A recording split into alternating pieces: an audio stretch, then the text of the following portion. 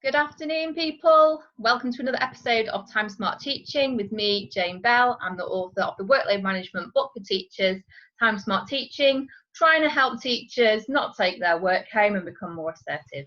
Today, I am super excited to be joined by podcast legend, Pete Atherton. Welcome, Pete. Thanks, Jane. What a great introduction. Podcast legend already. That's I'll talk about the reasons why that's sort of true later on. Absolutely. Well, I think it's an amazing podcast, and it's one I've started listening to. So Pete is the creator of Ed Tech Innovators. That's the name of his podcast that is becoming really popular, and you can listen to that on Spotify. And how else can people listen to it, Pete? Literally everywhere. I'm not aware. I think Stitcher is the only one that I'm not on yet, but it will be very soon. Okay, brilliant. So multiple platforms for Ed Tech Innovators. And Pete is a teacher, educator, and an author. Just tell us the title of your book, please, Pete.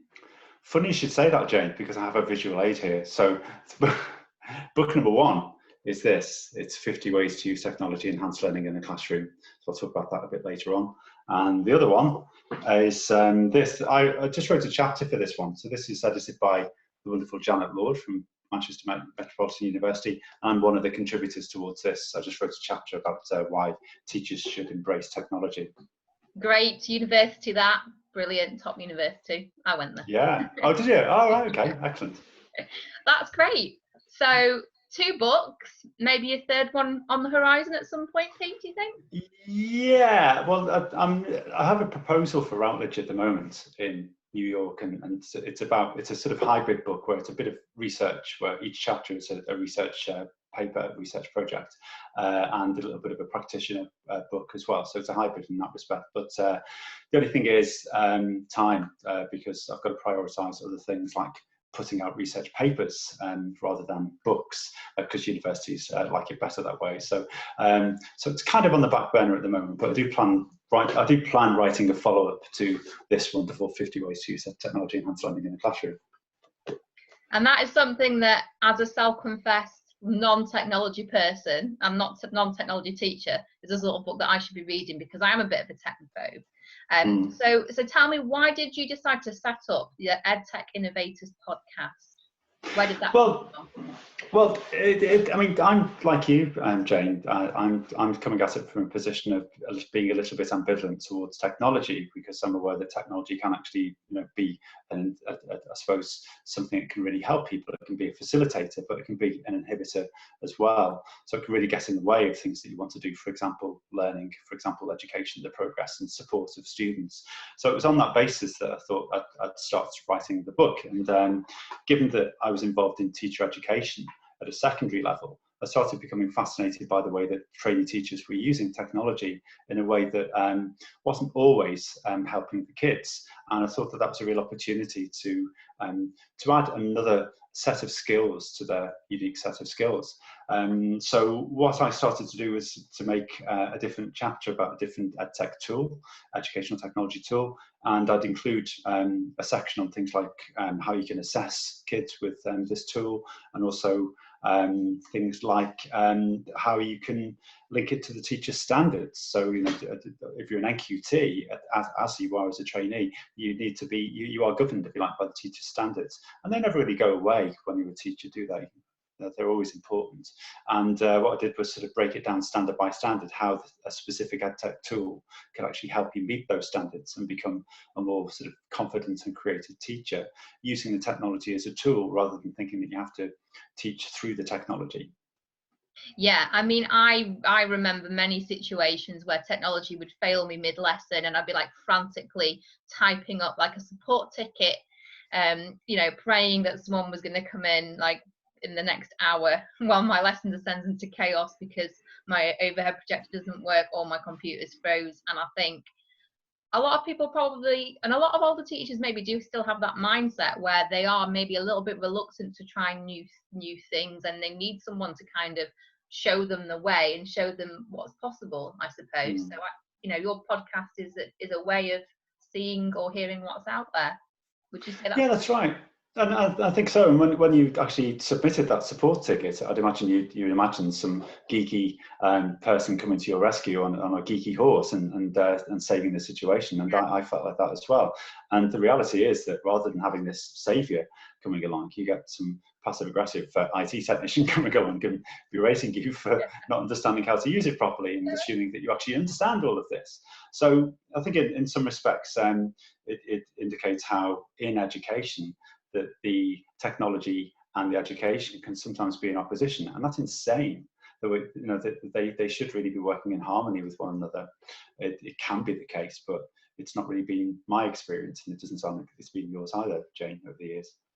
Probably not. But who knows what happens? I think we're all being forced into a brave new world. Schools, aren't we? We're being pushed into like the online learning environment now. So maybe this will be a catalyst for great things for education, teaching, and IT to work more harmoniously together. That's hopefully what will happen. So definitely. What trends do you see emerging then in how schools are beginning to use technology? Are there any things that you're picking up that lots of schools are doing or beginning to do? Well, on one hand, we have to be suspicious that what's starting to happen is that the politicians are creating a situation where certain tech giants who are favourable, if you like, to them, are getting the gig, as it were, that they are being touted as the answer to education's problems. And we all know who they are, of course. Oh, that's very cynical of you, Pete. Well, on one hand, that there is evidence that that may be the case. On the other hand, what we are starting to see is that educators of all persuasions, if you like, in all sectors, are starting to develop skills that they never have developed before, that they've started to they think nothing of doing things like Zoom calls and learning about the implications of Zoom calls with students and with fellow members of staff in terms of things like safeguarding and GDPR and so on. So they're learning these things that used to be quite abstract to them that are now a lot more meaningful. And I think that what's starting to happen too is that they're being forced into a situation, as anybody who is an innovator behaves, that you adapt when you're forced into a certain situation. They're being forced into a situation where they're having to think more about pedagogy. So, for example, the old model used to be that you would have this VLE, this virtual learning environment, and that would be a sort of vessel, if you like, for very boring PowerPoints and other stuff, and that would be classed as online learning. And it wasn't online learning; it was a receptacle for quite unengaging material. And I think what we're starting to see is that these activities, if you like, or these materials are a little bit more pedagogically sound, a little bit more interactive, a bit more engaging, because it has to be that way. Otherwise, the kids will vote with their feet and just not engage. And that's worrying because, of course, if the kids don't engage, we worry about their physical and mental health at a time like this. And if there's a second or third spike in the virus, of course, then we'll be plunged back into that situation where if the kids aren't engaging, we assume that things aren't right with them. So it's so important for so many reasons, I think, that they do actually engage with these materials that we create for them. Yeah, I mean, I think student engagement is a real issue at the moment, especially kind of like the older years. I mean, it is hard. I think a lot of them are losing their enthusiasm or their kind of like purpose for learning at the moment with, GCSEs being scrapped. And I think you're spot on in terms of we need something that is interactive, that is going to hook them in and actually make them want to log on and learn and do whatever activity it is that they've been given. So do you see kind of like any major barriers, apart from kind of maybe lack of inspiration that you've talked about with the VLE, but do you see any kind of like major barriers as to why schools haven't until now used technology in a more efficient or in a more innovative way that actually promotes learning and delivers better teaching outcomes? So why has that not really happened so far? Have you got any ideas on that? Yeah, I have. I mean, I hate to be political about all of this, but I think that we have to look at policy, because what's starting to happen, what has to happen as a result of this crisis, is that we have to. Sorry, I don't know this one.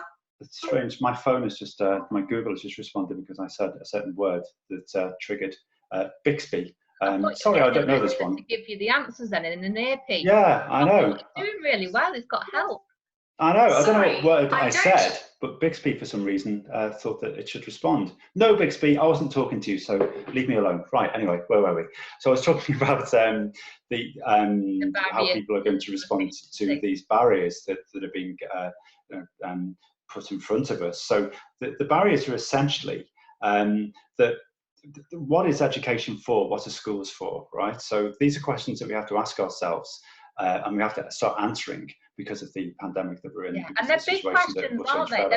They're big questions. People are actually starting to think, hold on, I thought education's purpose was this, but actually, that's not the purpose of education. Actually, we're seeing education's purpose is of more of that. And I don't want to obviously put words in people's mouths, but I think we all know what that might be. Well, that's right. And I mean, this will answer your question, but I think we have to initially think about what schools are not for. So what schools have not been for over the last 10 to 15 years or so on have been a place where well-being is prioritised, for example, where the high-tech world of work that you see when you leave your house, when you drive 5 minutes down the road, that does not exist in school. In fact, there's a pointed hostility towards that world in schools. School is not for that. School is for a more basic and traditional, back to basics kind of education, where things like grammar and so on and STEM learning. And it's interesting that you've made that point, Pete, because I make the same point in my book. I make the same point that you've just said, that almost all of the sectors or industries have found like a better work-life balance from technology and adopting it in a good way, except for schools. Like it hasn't. It's if anything, it's just made us more work because we're more expected now to log in our evenings to fill in reports.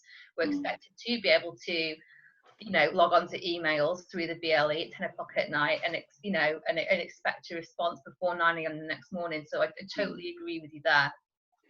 That's right, and if schools have been built on this kind of Victorian industrial model where the kids are, categorised by their date of manufacture, and they don't collaborate with people really with other who are at a different age to them, and everything is about data and results and so on. We have to look at how that might change. So these are the major barriers, really, these sort of traditional barriers, the policy barriers, and how we can get through those is by reimagining what schools are for and where technology sits in relation to that, and where technology sits in terms of how that relates to the economy and how the economy will develop. We thought we had a handle on how the economy was likely to develop over the next few years, but now that's changed, I'm afraid. So, but the bottom line is as it was before the pandemic, and that is that people need certain skills to thrive, and they haven't learned those skills in school. In fact, a lot of the time they've learned these skills at postgraduate, learned these skills at postgraduate level, not even undergraduate level. So if you go to work in a particular sector, whether it's these creative sectors like marketing or in designing cars or whatever it is, very often the skills you actually learn at postgraduate level. But why can't you start learning these skills? Why can't people see school as part of life, not preparation for life? And technology plays a major part in that. That sort of consumption, enjoyment, and learning with technology as tools that can empower is something that I think has been left behind over the last few years. So apologies if that sounds more like identifying how to get through the barriers as opposed to proposing solutions, but it's the job of more important people than me to actually make those solutions happen.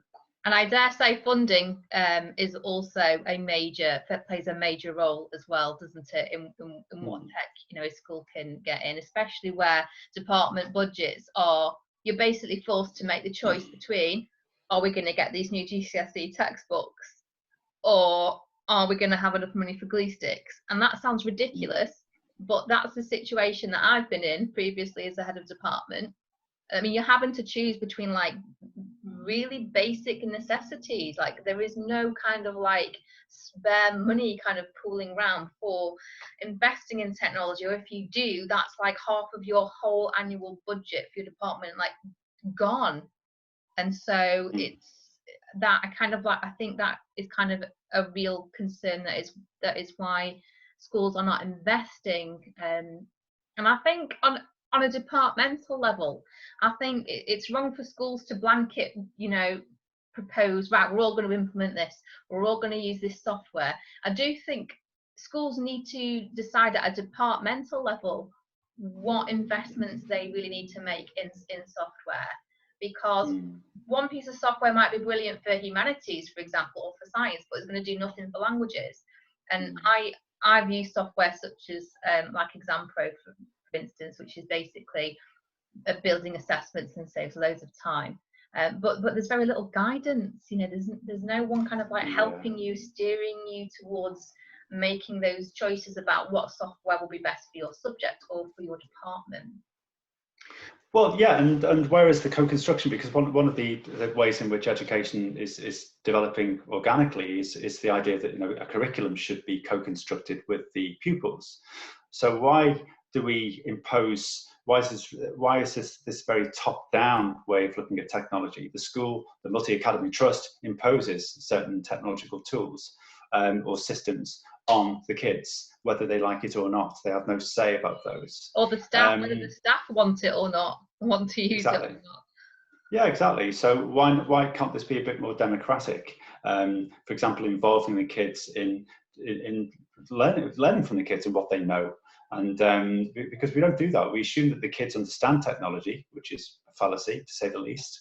Yeah. And we assume that kids know how to use technology to help them learn, and that's that sort of digital natives debate, which is naive at best. But why can't we involve the kids and mobilize the skills that they have that the teachers don't often, to help co-construct that curriculum, co-construct the way that they use technology, just so that they're more involved in the process. Yeah. And if you think about, and also I like to think about things from the point of view of kids, partly because I've never really grown up, but one of the ways in which I do this is to think about, in the situation that we're in now, if I'm 14 years old and I've got a really good phone, right, I'm lucky enough to have a really good phone that's far more useful than the rubbish laptop that I use in school. Why can't I use that to help me learn? Right, and also if I'm asked to use my phone, but I actually can't afford a phone, what support is available for me from the school? And these are very simple but very crucial questions that I think will have to be addressed as we move forward through the pandemic. Yeah, I agree. I mean, we've been through the era, haven't we, where schools bought iPads en masse, iPads for everyone, and then what happens is they kind of they get broke, or they get outdated, or they slow down, and then within 2 years it's almost like they become obsolete, and so they're not really a useful class tool, because out of a set of iPads in a classroom you might only have 5 that actually work, and then you're spending like half an hour trying to get kids logged on. That one's updating, this is doing something else. Some other kids using it inappropriately, so it's not a case of just throwing money at a situation either, is it, and saying, oh, there's loads of money, go and buy iPads, that will be the solution. It does have to that's right. Absolutely, and I'm old enough to remember when there was lots of money sloshing around education in the Tony Blair years, and a long time ago now that we had money in education. It really does. Mind you, February seems like a really long time ago, but I think I remember seeing so much money being wasted because, as you said before, Jane, that what would happen was that people would think that you could throw money at the situation, that what we need is loads of interactive whiteboards because they help people learn. They don't. There's no evidence for that. There's no evidence that interactive whiteboards help people learn, but there's plenty of evidence that certain pedagogies help people learn, but not spending loads and loads of money on interactive whiteboards. That's more of a marketing exercise, to try and attract kids. It's a good thing to have interactive whiteboards, but when it comes to things like if you're an outcomes-driven school, then interactive whiteboards are not going to actually facilitate that process. Yeah, I remember using those really keenly for about all of 4 months after I trained as a teacher, and then progressed to never using the interactive whiteboard facility at all after that. Just wasn't kind of for me, I guess it just didn't suit my type of teaching. Doesn't suit And my fingers because they're like sausages. So, yeah, so I was, yeah. And having to doesn't make any calibrate them sense. and point at the things. And I was never tall enough to reach to the top one to calibrate the whiteboard. So I have to get someone for the front. So these things aren't designed for small people. There you go. Okay. Or people with fat fingers. Yeah, exactly. So just starting to bring things to a close then, what kind of tools or ed tech, is there any kind of tool in mind that you think a lot of schools would benefit from? Is there any kind of software out there that's getting lots of positive feedback from lots of schools that maybe people should be looking into? Anything you could recommend? Obviously not an interactive whiteboard, but something else. Yeah, not as such. But having said that, interactive whiteboards can be used very effectively if they are used to help assess, for example, to help simulate, create really stimulating learning episodes, for example. But if they're just there to display boring PowerPoints, then they're a complete waste of money, aren't they? But there's a few that aren't in this book that I think are really worth mentioning. Things like Flipgrid are really good for some student-centered small videos. That's a really useful way of capturing student feedback or getting them to create some kind of mini narratives using videos. So what is Flipgrid? So it's a video software? Yes, so it's just an app, and you can access it through a website, and people just join by a link. So you just send them a link, and then they can upload a very short video that they've made. So you can make a class video. You can make a class video of a trip to record their experiences. You can capture feedback. You can get them to do sort of very short presentations. So, for example, it's a way of capturing spoken language for English GCSE. A way of capturing some evidence, if you like, of people's spoken language. There's so many different ways in which you could use it. I'm talking of video. One thing I do write about in this book is Edpuzzle. I always talk about Edpuzzle when I talk about EdTech, because the magic of Edpuzzle is that you have access to as many videos as you want, really, through YouTube and TED Talks and Vimeo and everything else. But what you can do is edit these and add questions, so the video stops automatically. And what happens is the kids actually know that these videos are going to stop at a certain time, so they can't relax. They have to wait to answer the questions, and they will be assessed and accountable for answering these questions. So it's a really good way of keeping them actively engaged. I do remember the days when a teacher could show a video and get on with some marking. Those days are thankfully gone. Now you want the students to be engaged and actually active while any kind of video content is going on. And so I love that. I do confess to being a fan of Google Docs and Google Slides and so on. So G Suite, I think, is something that's made my life easier. I wouldn't have written this book without Google Docs, I have to say, because I found it a lot more easy to organise each chapter through Google Docs. And when I do presentations, I save them on Google Slides and just log into Google when I arrive at the conference, the event, or whatever, and it makes it so much easier. So apologies, but I'm not being paid to say this, by the way, Jane, but I do. But Google G Suite does make my life a lot easier.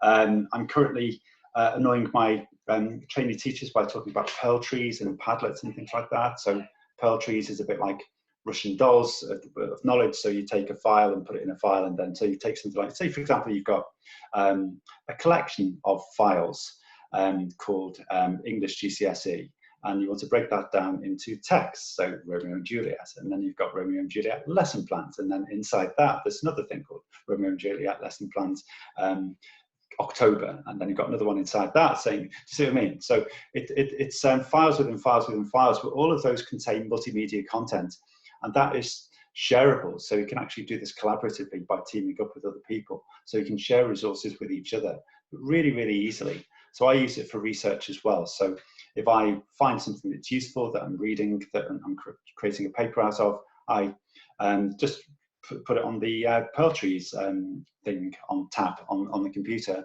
It's the Google, what's it called now? The Chrome tab, that's what it's called now. And it just goes straight onto my Perl trees file, and the students can see the research that I'm doing, and they can see that things that I'm sharing, and they can share things with each other. So Perl trees. That sounds like a good thing that maybe teachers should be using now. I know for a fact that there's a lot of collaborative kind of like scheme of work planning going on between people in departments that are working at home remotely. and they are probably having to retweak schemes of work. I mean, I'm gazing into the future here, and I can just see everyone going back in September to their schools, and senior management coming down and going, right, everyone's scheme of work needs to now have a well-being focus, and you've got 6 weeks to do it, and you've got to embed it in every year group. Go. I can just see that happening, like well-being focus, and like another round of collaborative updating of schemes of work happening, rapid fire. So I do think that sounds like that Pearl. What's it? Pearl Trees. Pearl Trees. Strange name. Yeah. But I'll get the guy from Pearl Trees on the podcast in a couple of weeks' time. A few weeks' time. Yeah. As long as he's okay. Oh, fingers crossed. So, thank you very much for sharing your views on education technology with us. I will put the link for Ed Tech Innovators, the podcast, in the description for the video. I will also put the web link for his book and my book, which goes on every time, in the descriptions for the video as well. And I'd encourage everyone to tune into the next session of Ed Tech Innovators. What's the theme going to be for the next podcast session, Pete? So we have the head teacher of a school in Liverpool going to talk about what to expect in education during and post lockdown, what to expect as a newly qualified teacher, how to look after your well-being as a teacher as well. So he's got some really insightful nuggets of information about that as well. We have tonight, in fact, so that'll be tomorrow. We've got 2 podcasts coming up this week. Tonight is a guy from EdRests. So EdRests is a website that connects like-minded teachers to connect with each other. So that's worth listening to tonight. And Intelligo, who create kind of easy assessment, online assessment. So that's going out tonight. Brilliant. That's Tuesday. Fantastic. Right, we will leave it there. And I will see you guys out there next week for another session. Take care, everybody, and try and stay sane. All the best. Cheers, Jane.